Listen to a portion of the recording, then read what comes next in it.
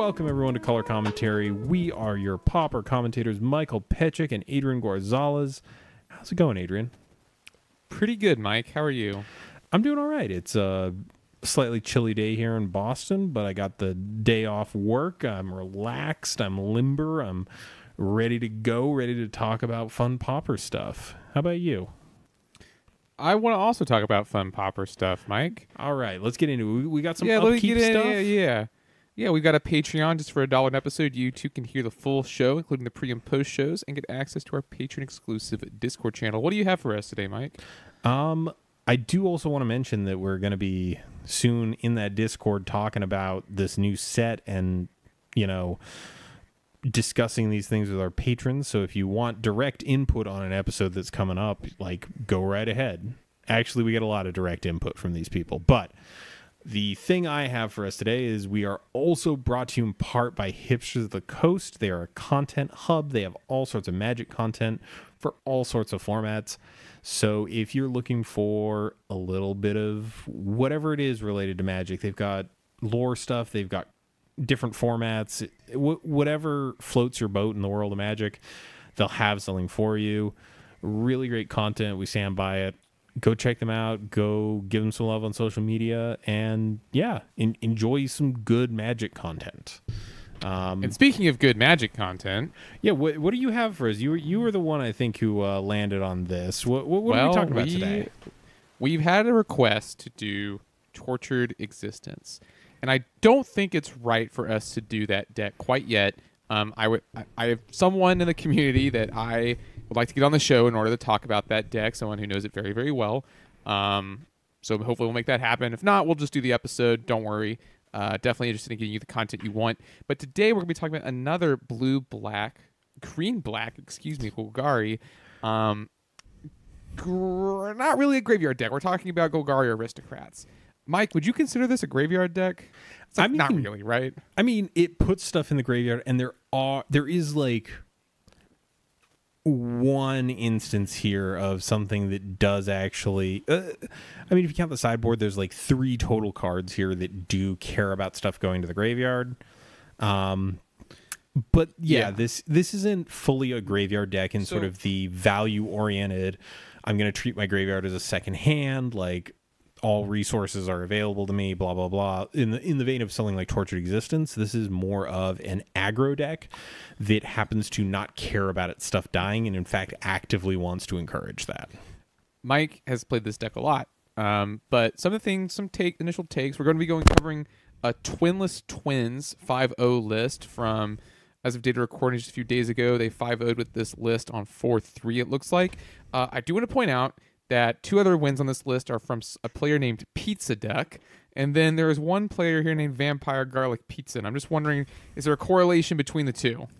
I'm not entirely sure if I see the through line here, but I'm going to say yes and leave it up to the viewer to decide. And actually, Pizza Duck has some spicy takes in here. You might have to go look at their list also, and it looks like them and Vampire Garlic Pizza are playing the same deck, so the same version. So we should maybe talk about it. Yeah, there's definitely some options here. This is it's actually pretty different. This is a long-standing archetype that has seen a reasonable amount of success. One of the things that I did want to get into real early is one of the things that shocked me the most about this is how much this deck costs, because in paper, you can assemble this entire 75 cards for a grand total of $15.81. So the price of a draft in paper, or online, you can toss this together for $4.52, which is just silly. And obviously this data recording, these prices may fluctuate. I don't anticipate any of these cards going up drastically, but yeah, this is a pretty great entry point in terms of cost alone. All right, so do we want to get into this list? Yeah, do you want to start us off? Or do you want me to? I can start us off. So first off, we have the Aristocrats effects, and this title might not be obvious at first, it comes from a standard deck, which, if I'm remembering everything correctly, was the Innistrad Return to Ravnica era. There was a deck that ran Falconwrath and Cartel Aristocrats, both of which sacrificed creatures for value. This has kind of become a nomenclature for any of these decks that have creatures that sacrifice other creatures for value. So first with our Aristocrats, we have, honestly, is Carrion Feeder the best Aristocrat available in Pauper? Mike, I would say that's debatable. I certainly think it's strong because it maintains persistent +1/+1 counter.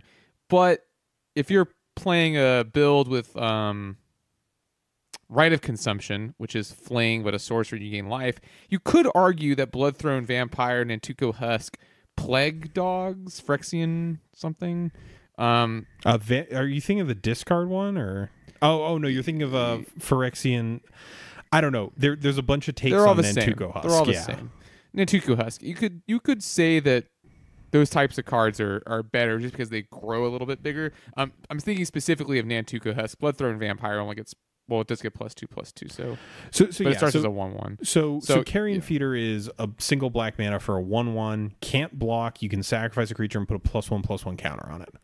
Real simple, real efficient. And this has actually, I believe, if I'm remembering everything correctly, wasn't this played at one point in Legacy in that Zombardment deck? Carrion Feeder, yes. Yeah, I was gonna say. I was hovering over Mortician Beetle. Carrion Feeder, yes. The Zombardment deck, which is like you use Wraith Bombardment and Goblin Bombardment, I think. The one where you sack a creature to deal 1 damage. It's a weird recursive creatures and you Legacy play like deck. Bloodghast and yeah. Yeah, it's a deck that plays Undiscovered Paradise. And it's not Vintage Dredge. Yeah. It's a weird deck. But so we have Carrion Feeder as like our beginning of the curve.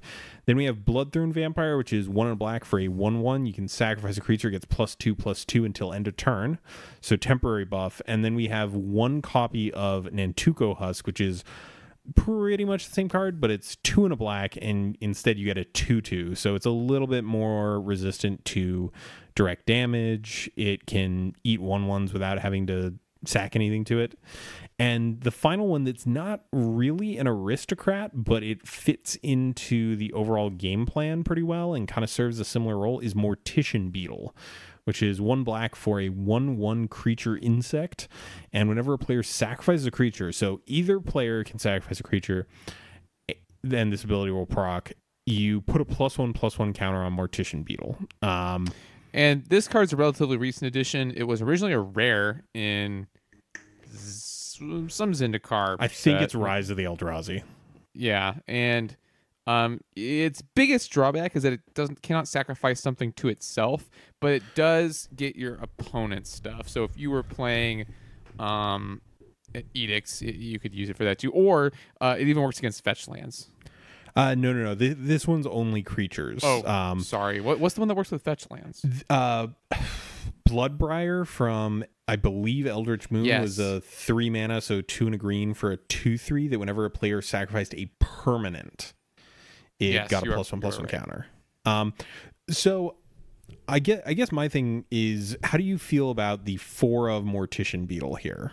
I like the fact that it's an early drop, but do you think that this is a card that's dead frequently enough that it might not be perfect as a 4 of? I'm not an expert. The Mortician Beetle, though, feels a little bit win more to me. Although, I guess, if you have out a Mortician Beetle and a Carrion Feeder and plenty of stuff to sack, it's basically another Carrion Feeder, right? Yeah. Because it just mirrors the Carrion Feeder. So, in that regard, it seems very good, but I think you can kind of take it or leave it. You could probably play some other stuff too and be just fine. I mean, the deck worked without it for a long time. Yeah, I think I can definitely see like the kind of win more thing, but when this deck does come together, it does feel real nice to kind of have backup, because with Carrion Feeder, you can kind of wind up in a all your eggs in one basket sort of scenario, and I feel like that's definitely something you want to avoid with this type of deck. Yeah, definitely. So, all right, moving on from there. Now that we have all these things that sacrifice other creatures, we need creatures that we want to actively sacrifice. So, starting off in the 1-drop slot, we have Blister Pod, which is a green mana for a 1/1 Eldrazi drone. It has a devoid, so it isn't technically green. And when it dies, you put a 1/1 colorless Eldrazi Scion token into play that you can sacrifice for one colorless mana. And this is kind of emblematic of the types of creatures we see a lot in these decks, where it's something where you get more than one body to sacrifice. And in this case, there's upside in that it adds mana. Right. And like you said, these are sort of staples of the deck, because when you can, like, even if you're not using it for mana, you can sack this thing and then sack the thing that comes after it. And I think that those 2-for-1 sacks are really what helps the deck power out big threats. The other notable thing is, this does interact favorably with Mortician Beetle that we were just talking about, because even if you sacrifice the Scion for the 1 mana, you still get the counter on the Mortician Beetle. You still sacrificed something. So right, even because if Mortician Beetle counts your own stuff. Yeah, even if you don't have a sack outlet, it does allow Mortician Beetle to have some level of slightly more use. Then we have Young Wolf, which is a green for a 1/1. It has Undying, so when it dies, you put a +1/+1 counter on it. If it has no +1/+1 counters on it, and it comes back. Well, I guess you do it in the opposite order. It comes back, then you put a +1/+1 counter on it if it had no +1/+1 counters on it. So it basically, it's a 1/1, it dies once, comes back as a 2/2, and then you can sacrifice it again. Now, this one also has the added upside of like a 2/2 is not a terrible body. So this one definitely is probably going to be turning sideways a little bit more than Blister Pod. But yeah, it's just fine. There's nothing absolutely amazing about it. Moving on, we have 2 copies of Brindleshote, which is 1 and a green for a 1/1, and when it dies, you get a 3/3 green boar creature token. So this is the card that I wish we had more of, because I think Brindleshote is one of the best cards in the deck.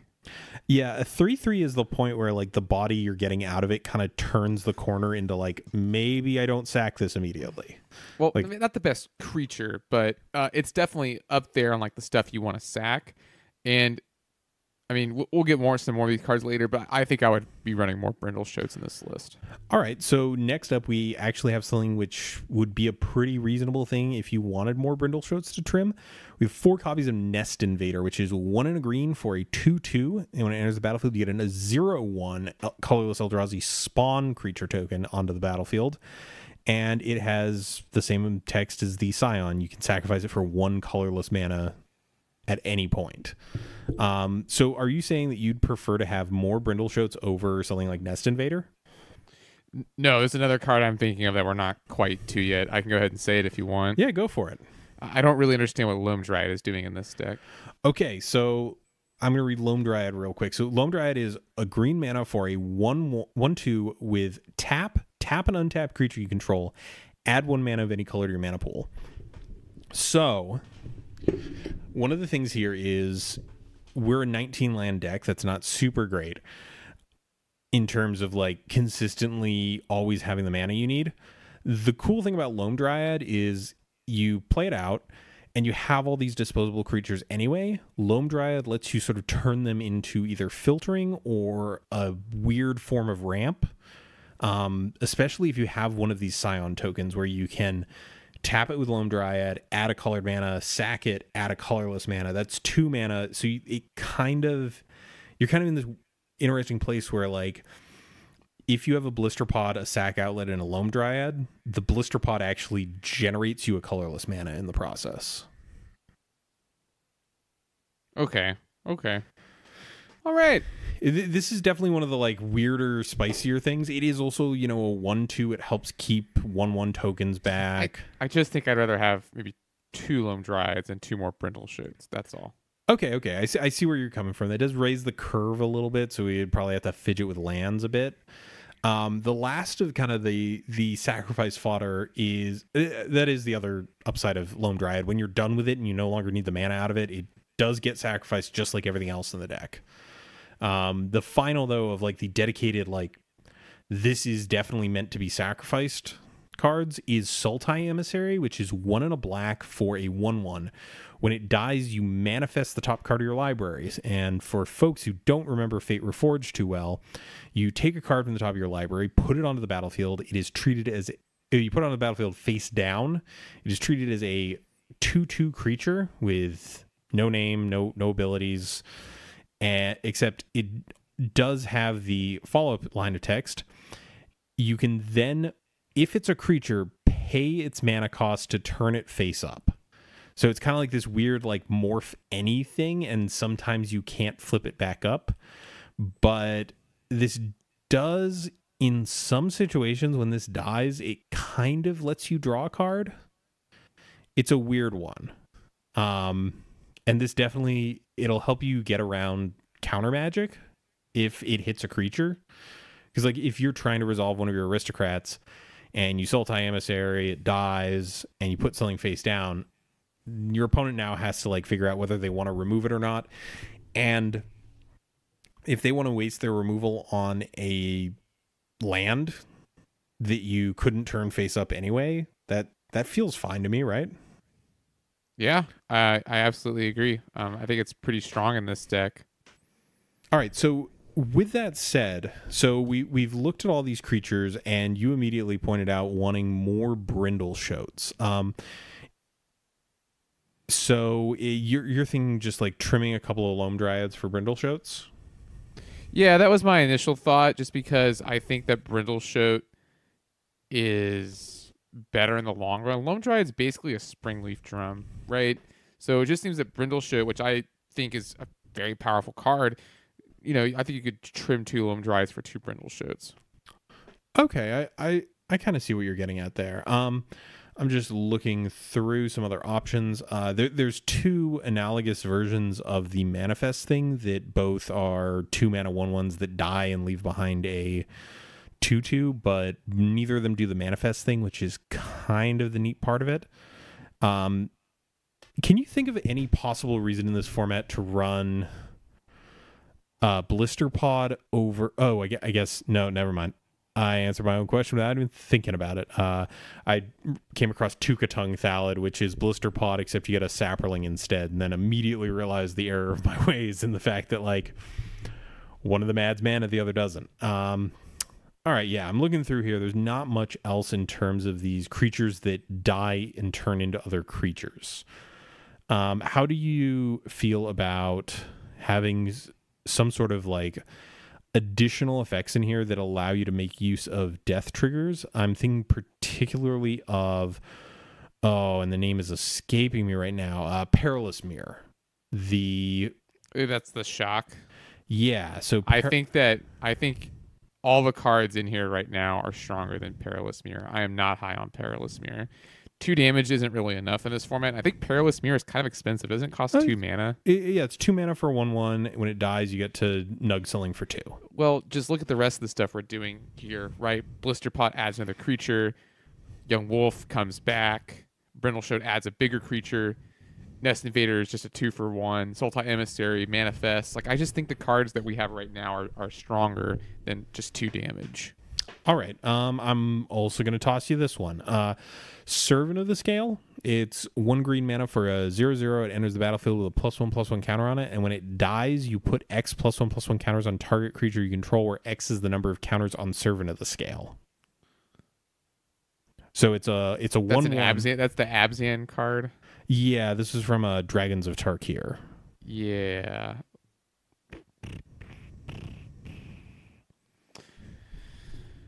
It sounds like it'd be good with Proliferate, Mike. It does. We'll get into that in a moment. Yeah, but I'm joking. I'm still not super high on that card. Okay, yeah. You would have to be proliferating for that to be good, I think. Okay, I kind of see where you're coming from there. For me, it was just kind of the concept of like, all right, if I have a carrion feeder, this kind of works out similarly to any of these, like having a blister pod and a carrion feeder is your only things on board, where you sack the blister pod and then sack its token. This thing is a 1/1 that gets sacrificed and then puts a +1/+1 counter on something. So it does feel kind of similar there. It doesn't work as well with the temporary buff aristocrats, but there's that. There's also just Sparring Construct, which is a colorless for kind of the same card. It's a 1/1, and when it dies, you put a +1/+1 counter on a creature you control. That said, like, this is pretty tight on the options here. There's a bunch of other stuff that does non-aggro things.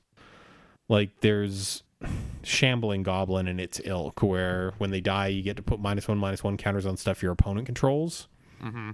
But there's not really that much else that dies into other tokens. So I think that's probably optimal. Are there any sack outlets that we're forgetting about? That are good? Probably not. I think that the best thing for a sack out to be is free. I can think of exactly one off the top of my head, and it is Bloodflow Connoisseur.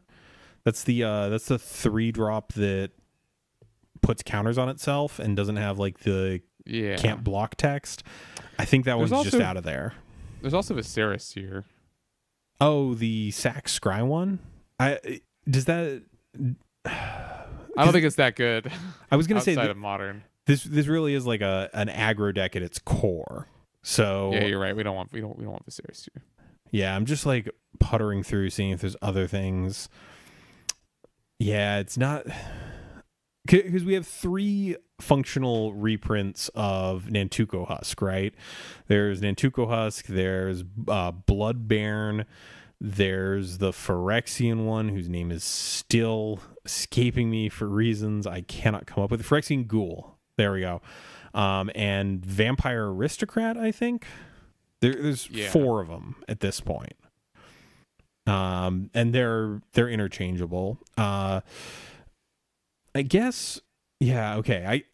There's nothing else that's really coming to mind in terms of really solid inclusions as far as aristocrats or things to sack to them. Let's talk a little bit about the spell selection here. So we have 3 copies of Tragic Slip. So there's 1 black, target creature gets -1/-1, and then it has Morbid. So if a creature died this turn, instead, target creature gets -13/-13. I feel like this is just the quintessential like aristocrats removal spell. Yeah, I mean, it's a pretty good catch-all, right? Like, you're always going to have this turned on. It is straight 13's enough to kill everything, so it is straight up dead against boggles, right? That's the only like downside here. Then we have 1 copy of Unearth, which is a black mana for a sorcery, and you get to return a creature with converted mana cost 3 or less from your graveyard to your hand, or you can actually cycle it for 2 generic mana. I always forget that on this card. For some reason, they just stapled cycling onto it. So this hits every single creature in this deck. And I can't really think of like a good way to explain why this is good. I think 1 is fine though. I don't think you want more than that. Yeah, I mean, well, because we're playing Lead the Stampede next. Yeah, that was the big one. I didn't want to spoil it, but yeah. Sorry, I ruined it. The deck is playing 3 copies of Lead the Stampede. You've seen it in Elves, and now it's here in a black-green mid-range deck. So trying its very hardest to do an impression of Collected Company, but it's 2 and a green for a sorcery. With the top 5 cards of your library, you may reveal any number of creature cards from among them and put the revealed cards into your hand. Put the rest on the bottom of your library in any order. There's a lot of creatures in this. This feels pretty good. Yeah, and I think that's a little bit different from the other deck we were looking at. Yeah, it definitely. I like this because it just kind of refills you out of nowhere, right? Right. Like if you hit 3 creatures off of this after playing out a bunch of early cards, like you can cast this turn 3 and still feel good about it and just kind of like go, okay, cool. Now I've got a bunch of more stuff to dump on turn 4. So I definitely like this. Would you do you like Lead the Stampede as sort of a restriction on the deck where you're inclined to play as many creatures as you can and kind of minimize the spells? Or do you think maybe a black draw card and slightly more sort of utility cards would be better? Where are you falling on this? I think in this build you want Lead the Stampede.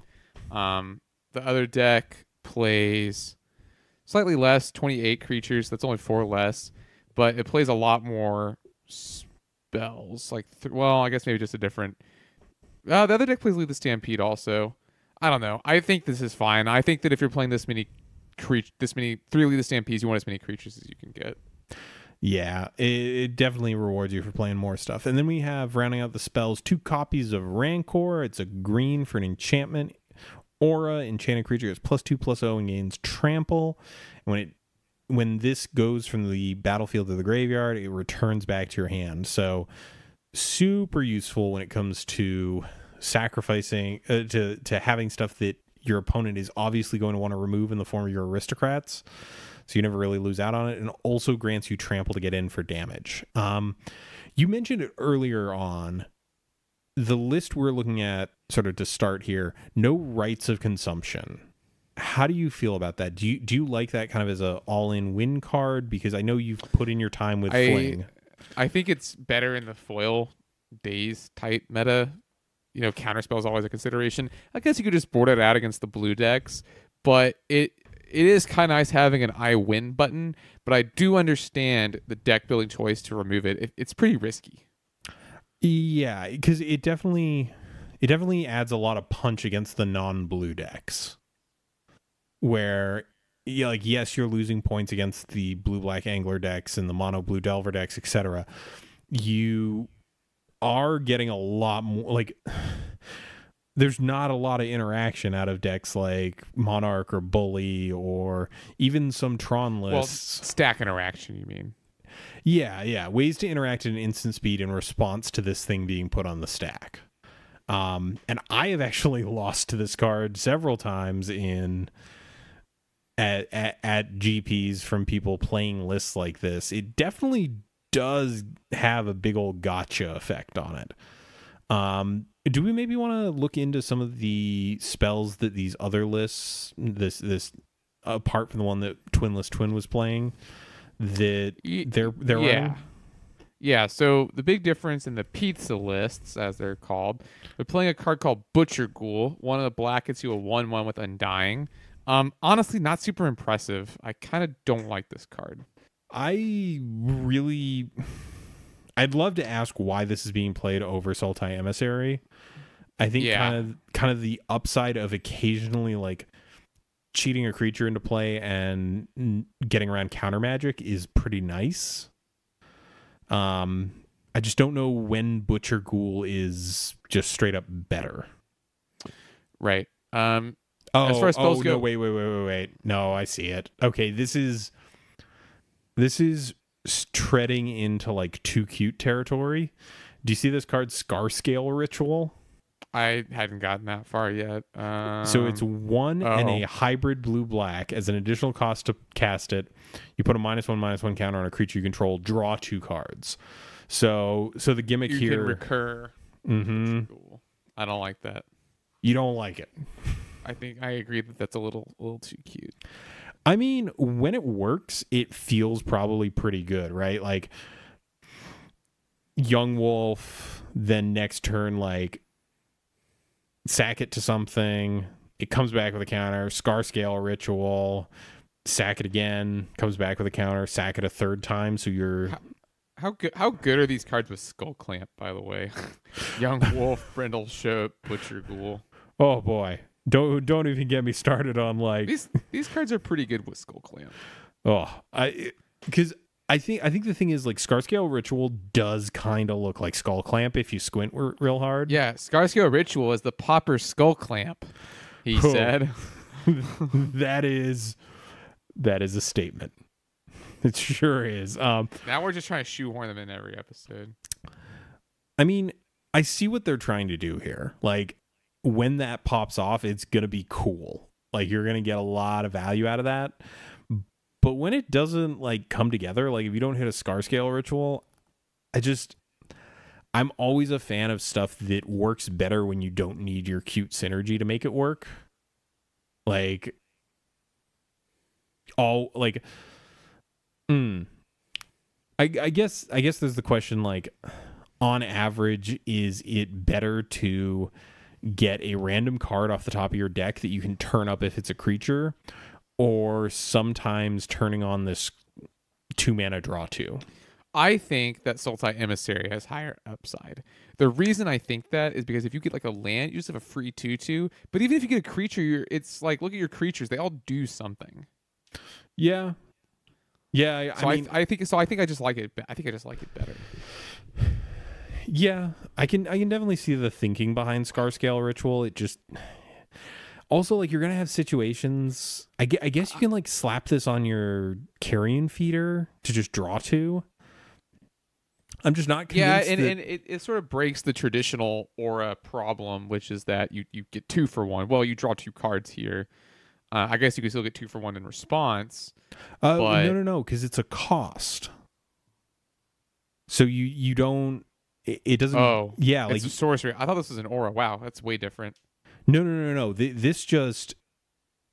You just put a -1/-1 counter on something and then draw 2. Okay, actually, I like that a little bit better. I thought it was an aura for some reason. My big question here is this better than Night's Whisper?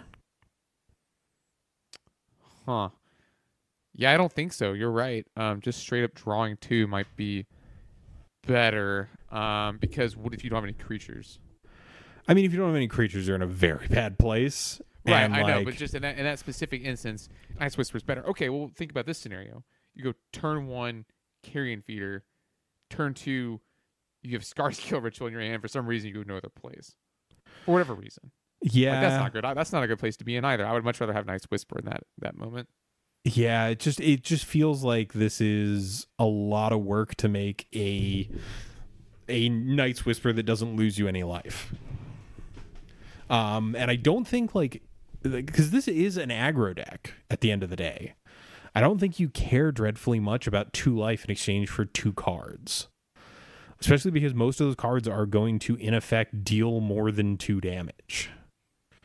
Because, like, if I play Night's Whisper and rip a pair of Blister Pods, if I have a Carrion Feeder on the battlefield, that represents like 4 additional damage this turn. Or like, if I have a Bloodthorn Vampire, that represents an additional up to 8 damage this turn. Right. Yeah, this Scarscale Ritual thing is very cute, but I don't think I'm here for it. What do you think of Hunger of the Howl Pack? So I was looking at that card too. That card's really strong, so I do like it. You'll see that this list has cut down Tragic Slips. There's only 1 copy of Tragic Slip. I kind of like Hunger more in a way. Like, removal is good, but are good threats just better? I mean, it does help keep the pressure up. So Hunger of the Howl Pack, for folks who aren't familiar, is a green mana for an instant. Put a +1/+1 counter on target creature, and then Morbid. So if a creature died this turn, you put 3 counters on it instead. I guess my devil's advocate would be that Hunger of the Howl Pack's a lot worse when you don't have Scargian Pit Skulk. Oh, you're thinking of the Stompy use case? Yeah. So my thing here is Hunger of the Howl Pack just feels like really solid, especially against red removal. Like, you know, your opponent goes to hit your Carrion Feeder and you keep a creature back to sack to it. And you can just sack the creature, put a counter on it, and then Hunger to just put it super far out of burn range and force their hand to either cast another burn spell or not kill this thing. And it's not really even at that point like a 2-for-1, because you still have this huge dumb creature to beat your opponent with. So I kind of think I really like Hunger here, even just as a 2-of. I don't know. I definitely see like the comparison between it's a lot better when you slap it on something like Scargan Pit Skulk, where creatures with less power than it can't block it.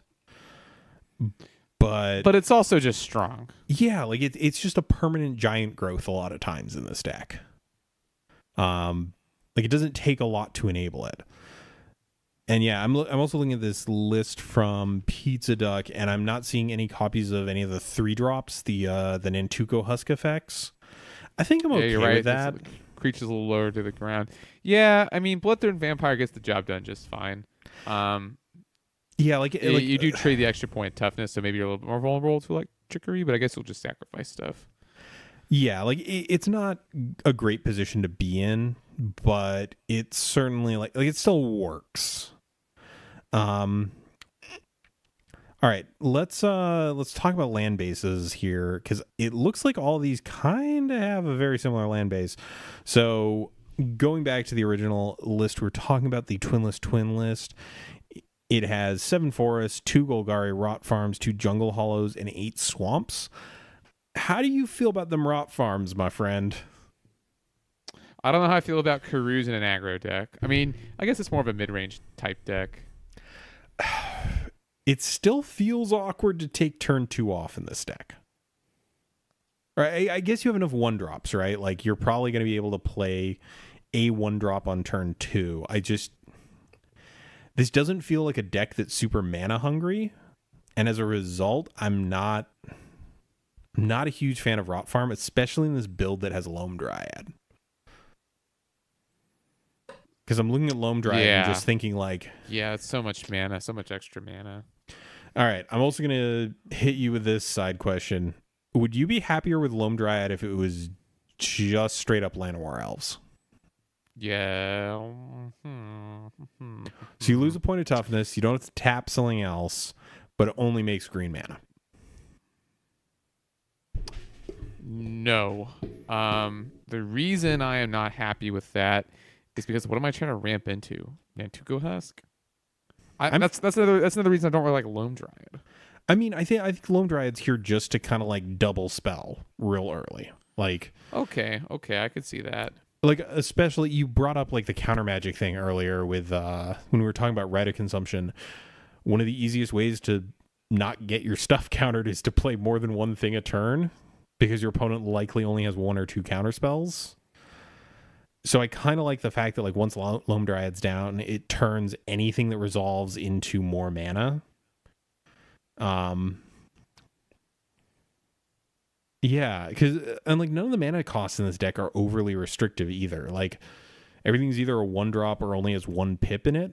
So I don't know. I kind of like the Loam Dryad plan. I think it's clever, right? Rather than like cute. I think that it just lets you get more value out of these creatures that are going to be sacrificed anyway, and lets you kind of proceed on with your game plan. It helps. Like the mana fixing is nice. I'm still just not sold on Rot Farm here. Yeah, I'm not really either. All right, let's look at some of the sideboard cards that these decks are playing, and we're not going to list specific numbers, but let's just like talk about these as options. So, Aerial Volley, an old standby from the days of Magic Origins. 1 green for an instant, deals 3 damage divided as you choose among 1, 2, or 3 target creatures with flying. Is this still the best flying hate? Seems pretty stock. Yeah, in green, I think it might be. You just get rid of some fairies, get rid of a Delver and a fairy, get rid of some good stuff. Get rid of some birds, the usual. Then a card that I think I remember as being reasonably high on and just now seeing play, Life Goes On. Hey, buddy. Yes. We can make that Beatles reference as long as neither of us can sing it in key and get DMCA'd. Life Goes On is a green mana for an instant. You gain 4 life. If a creature died this turn, gain 8 life instead. This is one of those cards where they didn't put a keyword on it, but this does have a morbid. The anti-burn tech. All right. How do you feel about this versus Feed the Clan? The one that's 2. I think you're a lot more likely to get this off than Feed the Clan in this deck. Okay, interesting. So Feed the Clan for folks at home is 1 and a green for an instant, gain 5 life. If you have a creature with power 4 or greater, gain 10 instead. I think you're just more likely to have a creature recently die than a creature with power 4 or greater. Okay, I can see that. I also do like the fact that this is half the mana, right? Yeah, I think you need it in a deck. that's a little pinched like this. All right. Plagued Rusalka. It's a black for a 1/1. You can play a black, sacrifice a creature, and target creature gets -1/-1 until end of turn. So sort of a more controlling option. I'm not in love with this, but it seems you know what I think it's here for? I think it's kind of like serrated arrows in a way, where you're using. I mean, it's not as good against Tribe, but you're using it to kill pesky flyers. Sort of in the same vein as aerial volley, in my opinion. You're just using it to kill pesky 1x or x1s. Okay, I can definitely see that. Yeah, because if you sneak this down turn 1, you just have to resolve one other thing, and it does work against Tribe. That is true. I do like that. So I can definitely see that. One copy of Vampiric Link. This I do actually really like for the burn matchup. So this is a black mana for an aura. Whenever enchanted creature deals damage, not even combat damage, you gain that much life. So the life link part. One thing people don't know about this is I'm pretty sure you can put this on your opponent's creatures and gain life with it. Mm-hmm. Yep. It does let you fog one creature. It does deal the damage to you, so if it would reduce you to 0 or less, you still die. But because this is a triggered ability. This does go on the stack. You're right, and that's why it works that way. Then we have the ultra spicy 1 copy of Fester Creep. So this is 1 in a black for a 0/0 elemental. It comes into play with a +1/+1 counter on it. 1 in a black, remove a +1/+1 counter from it. All other creatures get -1/-1 until end of turn. That's not bad with Proliferate, is it, Mike? It's not. We're getting there, man. We're getting there. We gotta get through this deck first, and we can talk about the cool stuff from War of the Spark. We got 3 copies of Mesmeric Fiend. Which combos because you can exile things permanently if you sacrifice it while its triggers stall. Its second triggers.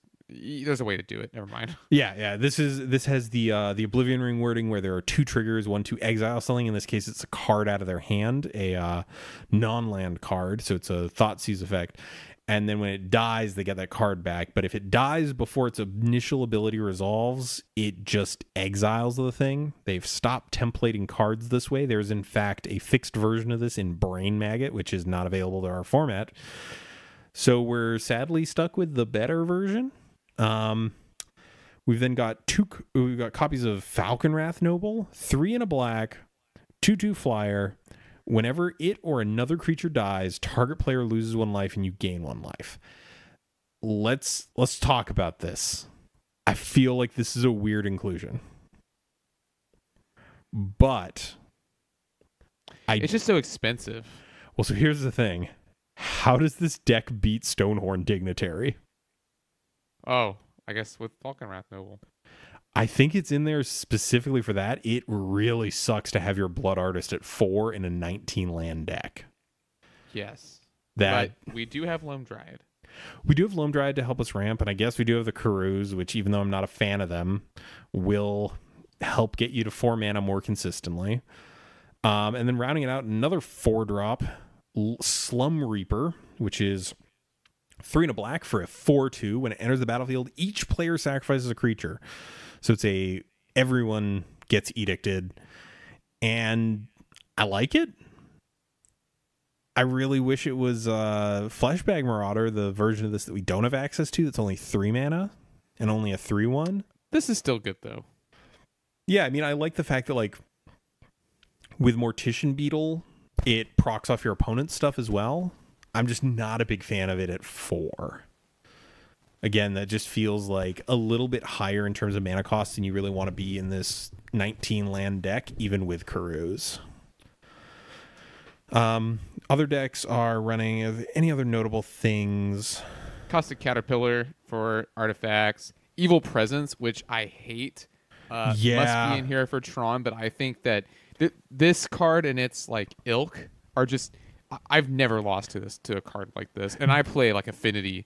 You know what I mean? Where my colors are important, and I've never lost to a card like Evil Presence or whatever the other one is called, the much older one. Are you even against Spreading Seas?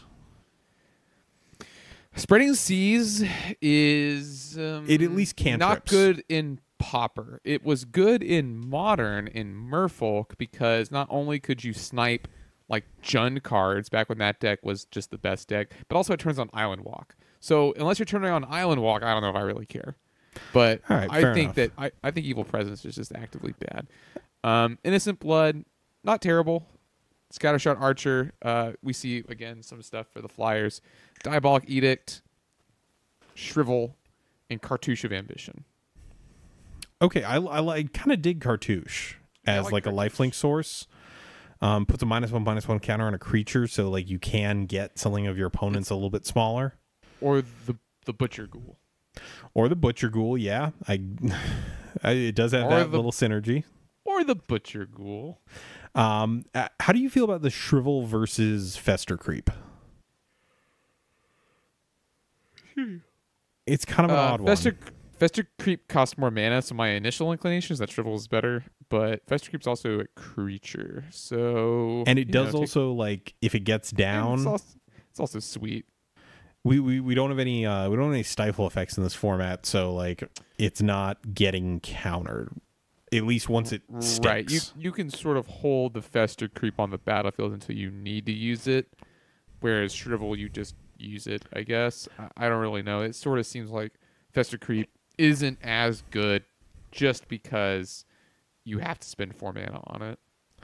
I'm kind of curious about your reaction to Innocent Blood, because you were okay with Slum Reaper. Why is Innocent Blood a no-go for you? I like that Slum Reaper is a creature, and you will probably be leveled a 4/2 after you sacrifice Blister Pod, whereas Innocent Blood, you just both lose a creature.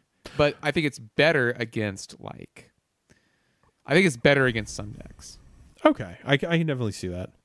I mean, also, like, obviously not the key thing you should be playing it for, but, like, Slum Reaper doesn't get eaten by Spellstutter sprites nearly as frequently, which is a nice upside in the mono blue matchup.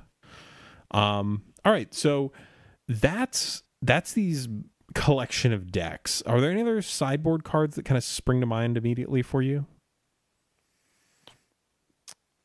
Not really any. Like, there's the Caustic Caterpillar in some of these, which is sort of the only. I think we've hit all the good ones. Yeah, there's nothing that's like immediately springing to mind. I'm definitely glad to see all of these decks moving away from like Chainer's Edict. Yeah, I don't think Chainer's is in a good place right now. I also don't think this is a deck that ever flashes it back, like, until something has gone drastically wrong. So even like just playing Diabolic Edict feels better in these lists. Yeah. So you kept bringing it up. Adrian, why do you keep talking about Proliferate? Why does that matter with this deck? Well, Mike, because we were talking about a very specific card earlier. Drum roll, please. I have to find it. Thanks, I can hear that. I am speaking, of course, of... Oh my god, where is it? Pollen Bright Druid. Pollen Bright. Wow, it's the way to steal my thunder. I think I need to refresh this page. I think it's a little bit up for a while. Oh, I've got it here if you don't mind me reading it. Yes, Pollen Bright Druid. Yes, you read it. All right, so Pollen Bright Druid is a card from the upcoming War of the Spark, and we talked about this a little bit last week, but this is a set with a heavy focus on planeswalkers. So they brought back Proliferate, which is a mechanic that we failed to mention this last week, has actually been updated. So let me just read the text for it as it stands now. So Proliferate, choose any number of permanents and or players, then give each another counter of each kind already there. So the minor tweak here is that Proliferate used to give you an extra token of one type on that player or permanent. It now copies all of them. I can't think of a case where this matters, but there it is. But it's there. Yeah. So in this case, Pollen Bright Druid is one of the commons we've had spoiled, and it is 1 and a green for a 1/1. When it enters the battlefield, choose 1. You either put a +1/+1 counter on target creature, or you proliferate. So, Adrian, let's talk about this. Why is this card good here? You can proliferate counters that are already on your creatures, like young wolf, or you could put it on itself and it's just a bear. But basically, you can put a counter on one that's already there. But if you already have like 2 carrion feeders or 2 mortician beetles, you can just grow them a little bit bigger and then you can sacrifice the creature afterwards. I think that's really what's so elegant about it, is not only does it grow all of your counter team, you also get to sacrifice it as gravy. Yeah, like it kind of fulfills that requirement of like being a little bit better than a vanilla creature to sacrifice.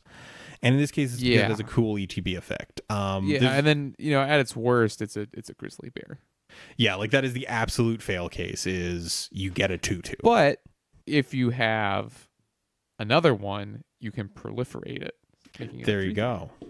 Yeah, you still have the same amount of power on the board, which is interesting regardless of which mode you do when you have multiples of these. But yeah, I like this card. Maybe not here as much as I do in Stompy. And we'll definitely be talking about that a little bit after this gets released and we see if that kind of shakes out. But, looking at these lists, like the initial one we were talking about, we've got Carrion Feeder, we've got Mortician Beetle, we've got Young Wolf, and those are sort of our targets. In the sideboard, we've also got Fester Creep, which I actually think is medium spicy. Just the fact that you can keep using everything gets -1/-1 until end of turn. You can build it up and go from there. I definitely like this. And a little behind the scenes thing, this episode started off with me trying to figure out other uses for Proliferate besides just making your big things with counters on them bigger. There really isn't one. Right. We don't have planeswalkers, which is, I think, the big reason Proliferate is so heavy on this set. But we don't even have like good artifacts with charge counters on it. Like the spiciest thing I came up with was Golem Foundry, which isn't a good card. But I think like this, like the low cost of Pollenbright Druid, alongside the fact that it has modality to it and it's a nice body to just get eaten by one of your aristocrats, make it feel like a reasonable inclusion here. Especially like compared to something like Nest Invader. Obviously not a 1/1 here, but if I have 2 Carrion Feeders with counters on them and I cast a Pollenbright Druid, I'm getting 2 counters out of it. It's the same as I would have gotten out of a Nest Invader. But then I also get to sack okay, cast Pollenbright Druid. There are 2 Carrion Feeders with counters on them. I proliferate. I get 2 +1/+1 counters. I sacrifice it to one of them. I get a 3rd counter. With Nest Invader, even if I sack both of them to different Carrion Feeders, I'm still only getting 2 counters out of it. So definitely something to like check out and maybe test in this deck. And then you're kind of like looking at other stuff. Like, are there other +1/+1 counter synergies you want to get involved in and see if those work? Who knows? I haven't taken the time. I think if I remember correctly, most of the +1/+1 counter lords are at uncommon. And yeah, Pollenbright Druid, neat addition potentially to this deck. Definitely something we're going to be monitoring for Stompy after release. Anything else kind of to touch on with this green-black Aristocrats deck? I think it's sweet, and I think I'll just reiterate that it's a deck that doesn't use any pillar cards, so if that appeals to you, it's very cheap. I'm not sure if it's super-duper competitive, but it is sweet.